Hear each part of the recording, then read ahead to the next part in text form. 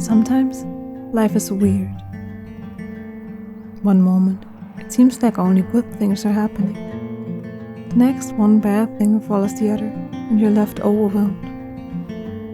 I guess that feeling is different for everyone, based on the type of person you are and the experience you made. To me, this summer, and I guess especially this year, has been tough. But let's rewind a bit of the summer first. The fields are full of crops now here in Germany. Everywhere you see farmers harvesting and a general bustling activity. I'm amazed year by year how quickly the seasons are changing. This year it felt like it happened even faster because of all the things going on in my life.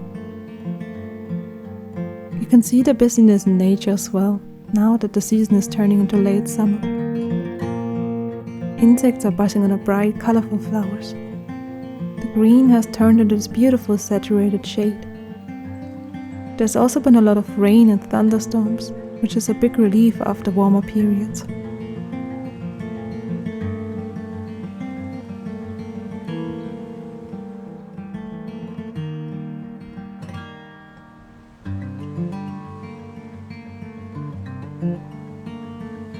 What really surprised me this year is the abundance of fruit that has grown on our cherry tree. I guess the pruning this spring really did its work. I didn't know what to do with so many cherries, so I shared them with my family and neighbors. I also preserved some of them for the first time, but I don't know how long they can be stored.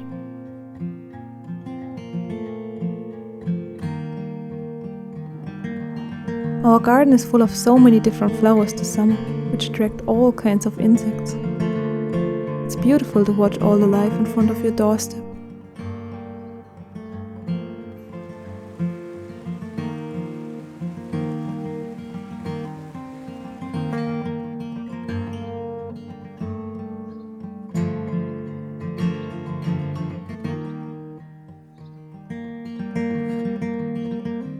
Whenever I need a moment to think about life, I visit this deer stand.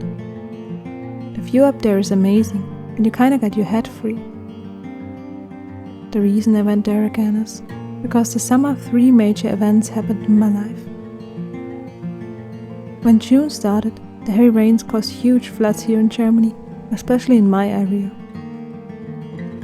My parents' property and house were badly affected, and the damage caused was devastating.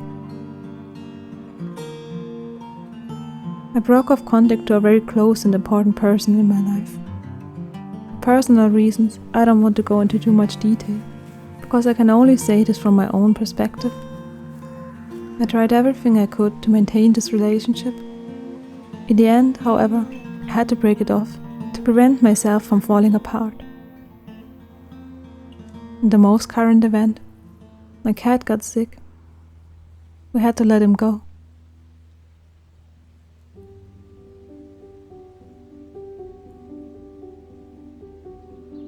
It all started in September last year, when we took Rocky to the vet. He was limping and had some other smaller issues. After a blood test, we discovered that he suffered from a beginning renal insufficiency and high blood pressure. As a senior cat, these are some common side effects. He got medicated for these issues, and everything seemed to be alright again. Nevertheless, I noticed how he was gradually losing a little weight. During the last 2 months, we knew he had cancer. Due to his old age and state of health, there was no chance of treatment. The disease became more visible every week. He lost a lot of weight again, slept a lot more, and got even more attached to my boyfriend and me than before. We decided to let him enjoy the rest of his life as long as we see no signs of any pain or discomfort. So the last week started. His energy was slowly fading. We knew that the day we have to let him go would come soon. He still enjoyed his life and wanted to be included in everything my boyfriend and me did. And that's basically what we did. We spent as much time with him as possible and gave him all the love. 3 weeks ago, that day arrived. After a conversation with our vet, we had to think about the right decision at the right time. And that time was now. We wanted to let him go, while there were still things left he enjoyed. We wanted to give him a peaceful end, with no suffering and no rushed emergency situation. I cried a lot during the last month because I saw the energy fading from my beloved cat. The moment I made the decision and called our vet for an appointment was the most painful during this journey, because I realized this is final. At the same time, it was a moment of relief, because I knew he doesn't have to suffer. I had time to prepare and spent the last 2 days with him. I caught myself wishing for a miracle to happen, that he's suddenly getting better, but he didn't. And deep down, you know, these are the last moments you've got together. We spent this time in our garden, and he slept in turns on my boyfriend's and my lap.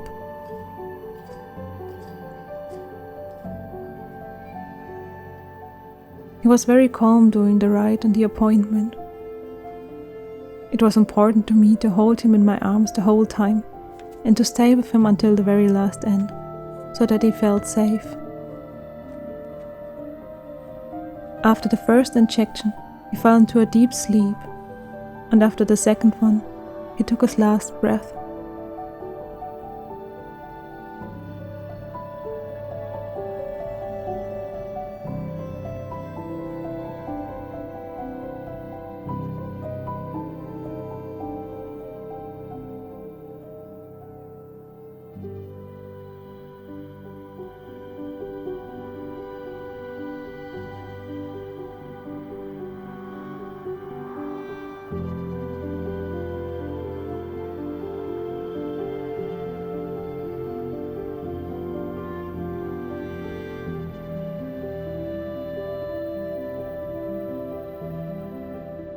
All that's left of him now fits into a tiny box, and it hits you again.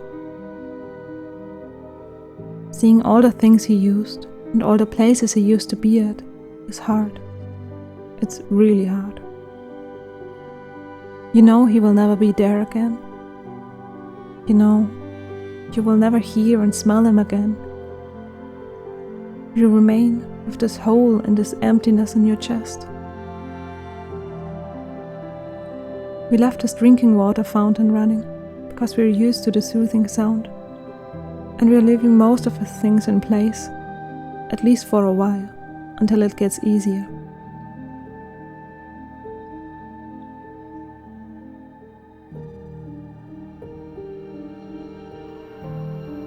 I guess a lot of people would say it's just a cat, but to me, he was so much more. He was part of my life, my family, my best friend, and I was there his whole life.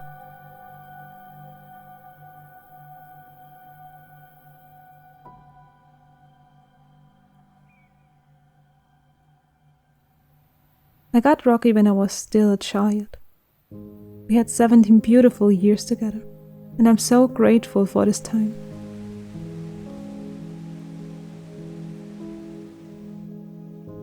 He accompanied me through so many important phases in my life.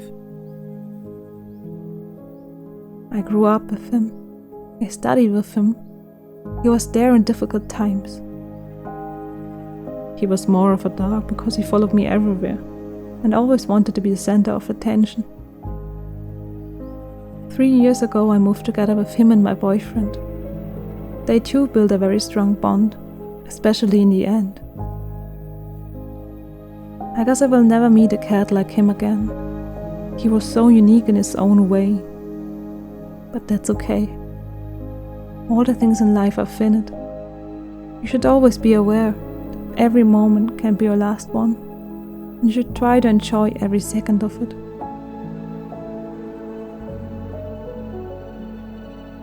I'm sure I did enjoy every moment that was given to me and my beautiful companion. I will always cherish the time we spent together, and I'm so grateful I could let him go peacefully. I know it will hurt for a while, probably a while longer, but the sadness will get better. As plain as it sounds, but time heals everything, and to me this is totally true.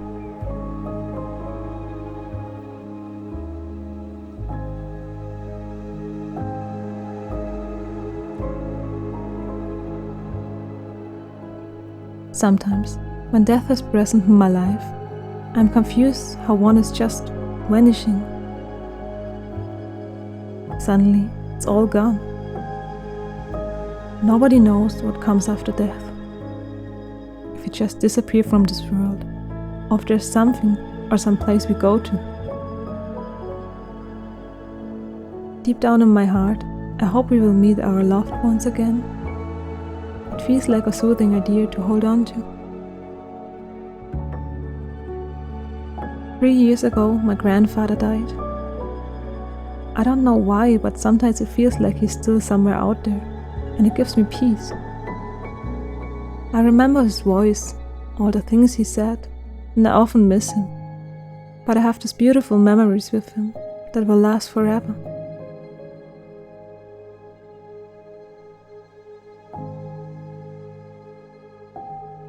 Sometimes I'm afraid of not remembering a loved one who died, but as long as you think about them, they will stay present in your life. And after a while, time heals. Sadness and grief will turn into beautiful memories. You will be glad for all the time that was given to you.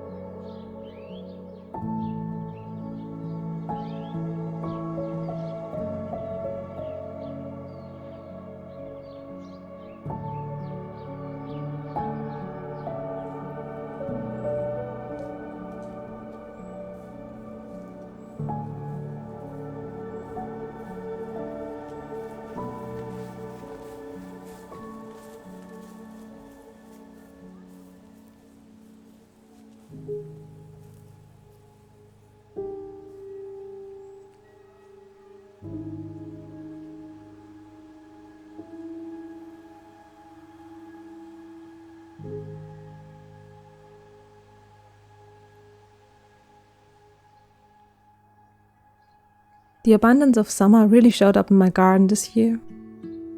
Besides the cherries, I could harvest red currants and blackberries, and their taste is amazing.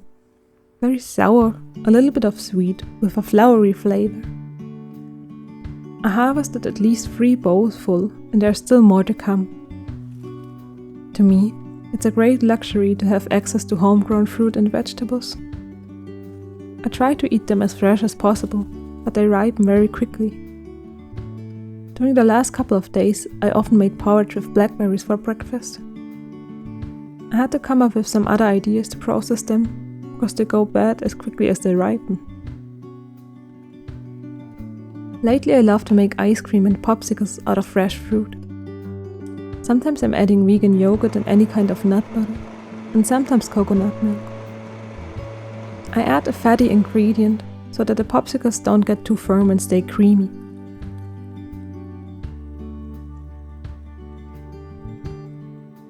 I also started to freeze bananas and use them as an ice cream base. All you have to do is to blend the frozen bananas with oat milk and some other fruit to make this creamy ice.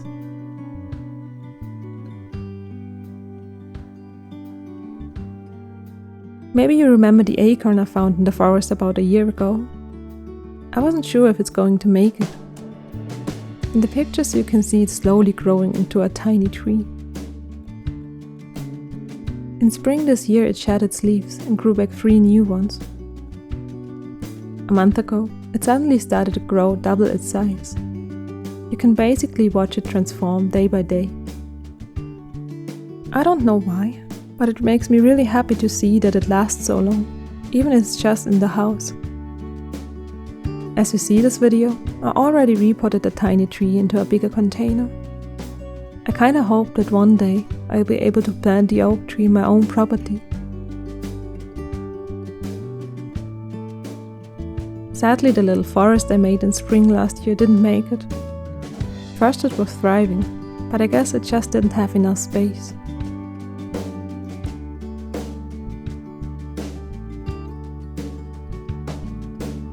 In summer last year I found a tomato plant growing in my parents' front yard. We wondered how it got there, without us planting it. I took it home with me because the cold season was just around the corner.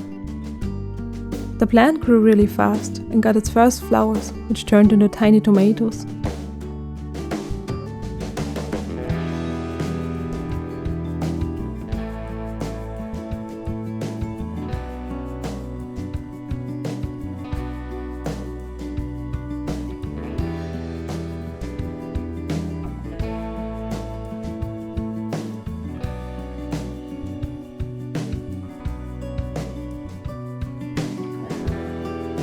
By the time winter arrived, it crawled up the entire balcony door, and a few weeks later I could harvest my first tiny tomatoes.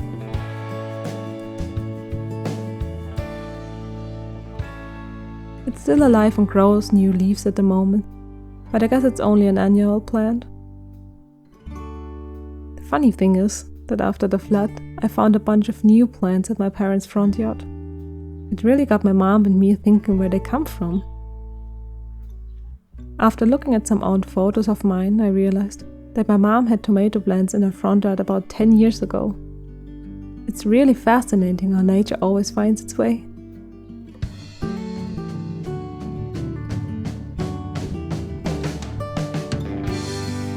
I also started a simple lettuce growing project.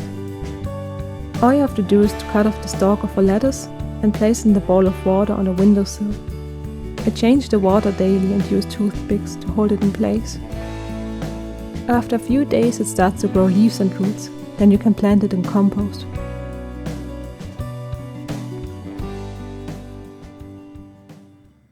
Let's now hop back to the beginning again. The heavy rains in June caused large areas to be flooded here in Germany. The rivers couldn't bear the masses of water anymore. They burst their banks and broke dams. My parents' property and house was affected a lot. It's scary how quickly this all happened. The flooding lasted 3 to 4 days, until the water disappeared as quickly as it had come, leaving us with a lot of damage. We had to pump the water out of the basement and first floor, dry the rooms, and throw away so many things. The renovation work is still to come. The entire front and backyard needs to be redone. Fortunately, no one in our family was hurt. It's terrible that some people lost their entire existence, got hurt, or even lost their life. Incidents like these occur more often nowadays, and it really concerns me. I mean, of course they happen naturally as well, but I'm sure that our influence as humans is directly connected to it. A few days ago, I was thinking about how inconsistent and unpredictable nature can be. How quickly this calm, peaceful river can turn into a raging danger. This reminds me even more that it's so important to live my life sustainably and consciously. That even the smallest decisions I make help to preserve a little bit of the beauty around us.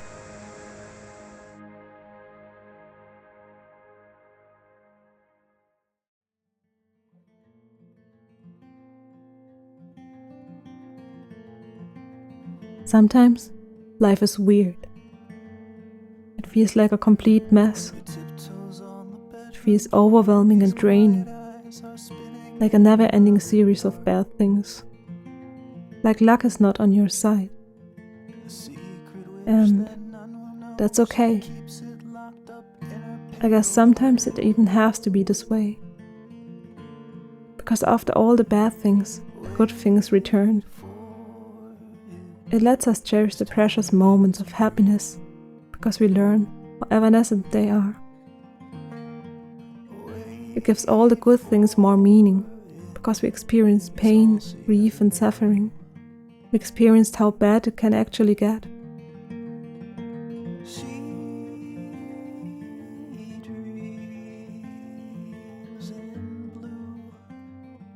Maybe you're in a dark place right now and you can't see it, but time heals everything. At some point, the good things will return. You'll be able to recall the great memories, and you will make new ones. In life, everything is finite. Things are ending. Sometimes we are in control of them, and sometimes we have to bow to the inevitable and learn to accept and adapt to our situation. We should always try to make the best out of our given time, because we never know how long these moments will last. You only got one chance to live in the exact moment you are right now, before it becomes the past. Make that time count.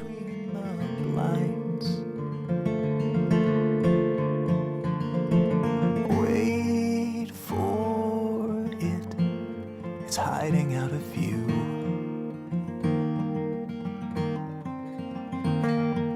Wait for it, it's all she ever knew.